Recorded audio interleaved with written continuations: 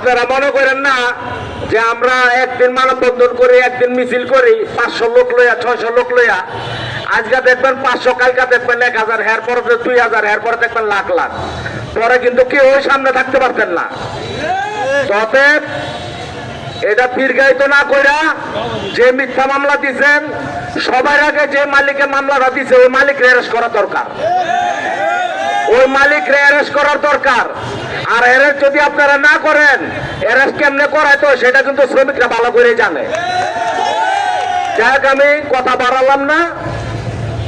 অবিলম্বে আমাদের যেই আরো শ্রমিক সেলিম মাহমুদ সহ আরো যে শ্রমিকদেরকে নামে মিথ্যা মামলা দিছে, জেল হাজতে আছে, তাদেরকে অবিলম্বে নিঃশর্ত মুক্তি, কোনো নাই, জামিন জমিন নাই, সরাসরি মুক্তি দিয়ে দিতে হবো, খালাস দিয়ে দিতে হবো।